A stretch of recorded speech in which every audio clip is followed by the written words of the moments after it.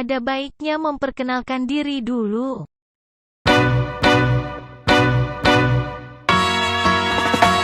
Singing low while I pop a bottle off of ya. Chain swinging, clang clang, and it costs a lot. Bitch, I'm always at the guala, yeah. And you are not badass beat. Keep on going till you hit the spot. Whoa, I'm a bang and it costs a lot. Bitch, I'm always at the guala, yeah. And you are not badass beat. Keep on going till you hit the spot. Whoa, Oke, lanjut ke materinya dulu. Silahkan Mbak Melianti. Di sini saya akan menjelaskan tentang konsep dan urgensi Pancasila dalam arus sejarah bangsa Indonesia. Dalam hal ini saya akan membahas 3 poin, yaitu yang pertama pengusulan Pancasila, yang kedua perumusan Pancasila, dan yang ketiga adalah pengesahan Pancasila. Nah, yang pertama tadi adalah pengusulan Pancasila. Sidang pengusulan Pancasila pertama dilakukan pada saat sidang pertama BPUPKI pada tanggal 29 Mei sampai dengan 1 Juni 1945. BPUPKI dibentuk oleh pemerintah pendudukan Jepang pada 29 April 1945 yang beranggotakan 60 orang yang diketuai oleh Dr. Rajiman Wedyo Diningrat dan didampingi oleh 2 orang ketua muda yaitu Raden Panji Suroso dan Ichi Bangase orang Jepang.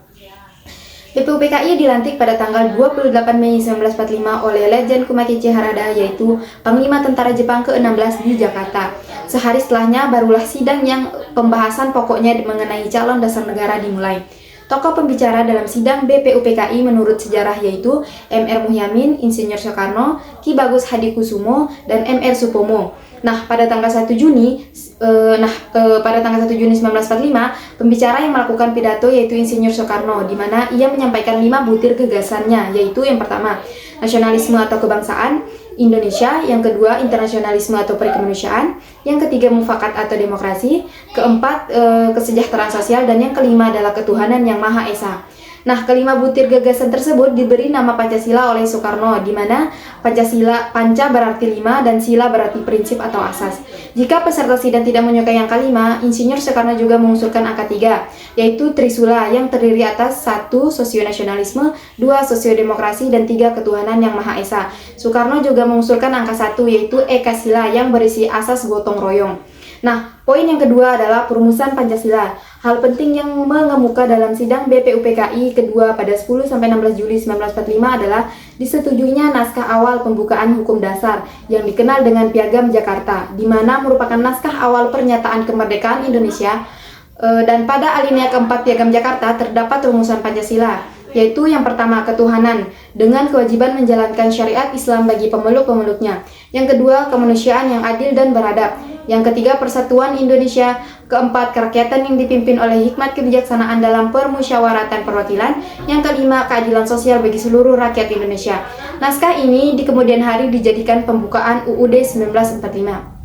Nah, poin yang ketiga adalah pengesahan Pancasila, sejarah perumusan dan pengesahan Pancasila dasar negara dan pembukaan UUD 1945 secara kronologisnya, yaitu pertama, terjadi pada tanggal 15 Agustus 1945, di mana Insinyur Soekarno, Muhatta, dan Dr. Rajiman Wedyo Diningrat kembali ke Indonesia setelah dari Vietnam pada tanggal 12 Agustus 1945 karena dipanggil penguasa militer Jepang di Dalat atau Vietnam untuk membahas Hari Kemerdekaan Indonesia sebagaimana yang telah dijanjikan. Terjadi juga peristiwa penculikan Soekarno dan Hatta ke Rengas Dengklok oleh para pemuda karena para pemuda tanggap akan situasi politik dunia pada saat itu. Mereka mendesak agar kemerdekaan Indonesia diproklamasikan secepatnya. Yang kedua, pada tanggal 16 Agustus 1945, teks kemerdekaan didiktekan oleh Muhatta dan ditulis oleh Insinyur Soekarno, lalu hasil akhir diketik oleh Sayuti Melik. Yang ketiga, tanggal 17 Agustus 1945 dicetuskan proklamasi kemerdekaan Indonesia oleh Insinyur Soekarno. Yang keempat, tanggal 18 Agustus 1945 diadakan sidang PPKI. Putusan yang dihasilkan adalah yang pertama, mengesahkan UUD 1945 yang terdiri atas pembukaan dan batang tubuh, di mana pembukaan berasal dari Piagam Jakarta dan batang tubuh berasal dari rancangan BPUPKI. Yang kedua, memilih presiden dan wakil presiden yang pertama. Dan yang ketiga, membentuk KNIP yang anggota intinya adalah mantan anggota PPKI, ditambah tokoh-tokoh masyarakat dari banyak golongan. Komite ini dilantik 29 Agustus 1945 dengan Ketua MR Kasman Singodimedjo.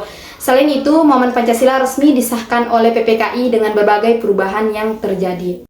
Selanjutnya kita membahas alasan diperlukannya Pancasila dalam kajian sejarah bangsa Indonesia.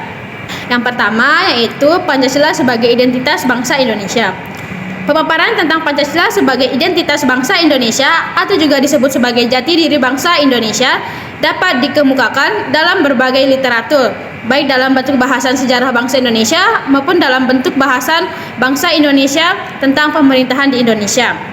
Menurut Ashad Ali dalam buku Negara Pancasila, Jalan Kemaslahatan Berbangsa mengatakan bahwa Pancasila sebagai identitas kultural dapat ditelusuri dari kehidupan agama yang berlaku dalam masyarakat Indonesia karena tradisi kultur bangsa Indonesia dapat ditelusuri melalui peran agama-agama besar seperti peradaban Hindu, Buddha, Islam, dan Kristen. Yang kedua yaitu Pancasila disebut sebagai kepribadian bangsa Indonesia. Pancasila disebut juga kepribadian bangsa Indonesia, artinya nilai-nilai ketuhanan, kerakyatan, persatuan, keadilan, dan kemanusiaan diwujudkan dalam sikap mental dan tingkah laku serta amal perbuatan. Kepribadian itu mengacu pada sesuatu yang unik dan khas karena tidak ada pribadi yang benar-benar sama. Setiap pribadi mencerminkan keadaan atau halnya sendiri-sendiri. Yang ketiga yaitu Pancasila sebagai pandangan hidup bangsa, yang dimana Pancasila dikatakan sebagai pandangan hidup bangsa artinya nilai-nilai ketuhanan, kemanusiaan, persatuan, kerakyatan, dan keadilan diyakini kebenarannya, kebaikannya, keindahannya, dan kegunaannya oleh bangsa Indonesia yang dijadikan sebagai pedoman kehidupan bermasyarakat dan berbangsa yang menimbulkan tekad yang kuat dan mengamalkannya dalam kehidupan yang nyata. Yang keempat yaitu Pancasila sebagai jiwa bangsa.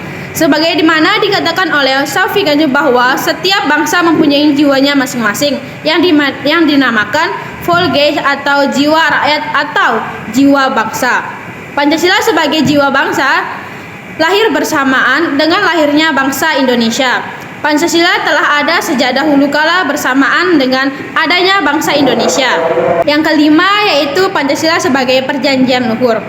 Perjanjian luhur artinya nilai-nilai Pancasila sebagai jiwa bangsa dan kepribadian bangsa disepakati oleh pendiri negara atau political consensus sebagai dasar negara Indonesia menurut Bakery 1994-161. Menggali sumber historis, sosiologis, politis tentang Pancasila dalam kajian sejarah bangsa Indonesia.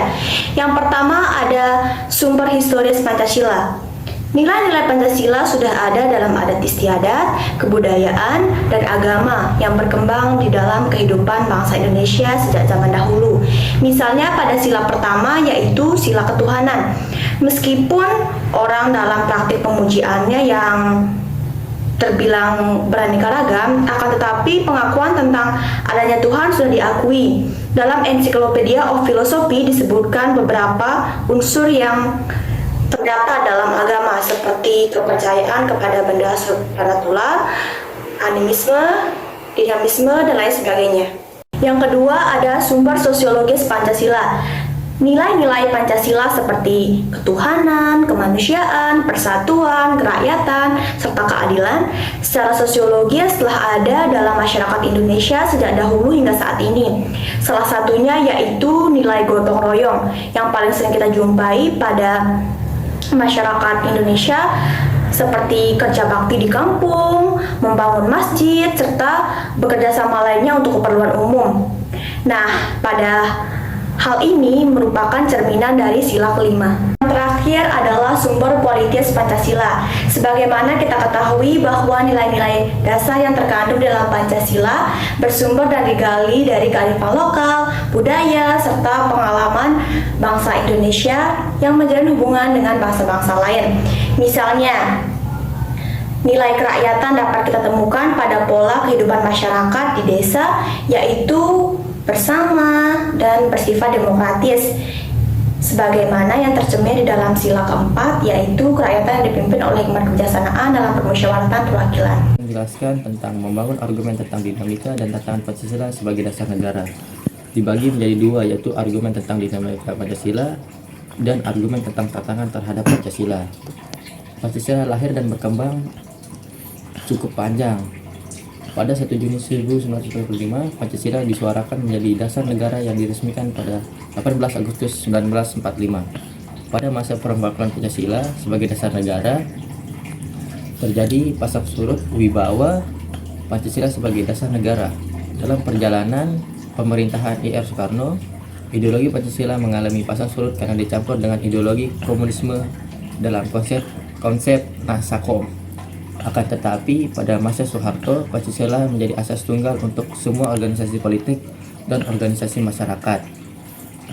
Pancasila sebagai dasar negara bukan untuk menghapuskan perbedaan, tetapi merangkul semuanya dalam satu semboyan, yaitu Bhinneka Tunggal Ika. Oleh karena itu, Pancasila dapat menjadi jembatan untuk menyatukan bangsa Indonesia yang penuh dengan keberagaman ini. Adanya arus globalisasi ini, kita perlu berhati-hati dalam berperilaku agar mental bangsa Indonesia tidak rusak dan tetap berpedoman Pancasila. Kita harus menyaring budaya baru seperti liberalisme, kapitalisme, komunisme, sekularisme, pragmatisme, dan hedonisme, dan lain-lain. Hal ini agar bangsa Indonesia tetap berkarakter yang sesuai dengan nilai-nilai Pancasila. Adapun beberapa penyebab lunturnya ideologi Pancasila pada bangsa Indonesia yaitu yang pertama, melemahkan penghayatan terhadap Pancasila sebagai pandangan hidup bangsa. Yang kedua, pengaruh unsur budaya dalam memakai bahasa Indonesia. Yang ketiga, berkurangnya legitimasi agama. Yang keempat, dekadensi moral dan kekacauan manusia. Yang kelima, perubahan pola perilaku dalam pergaulan. Urgensi Pancasila dalam kajian sejarah bangsa. Esensi Pancasila dalam kajian sejarah bangsa. Pancasila pada hakikatnya merupakan filosofi.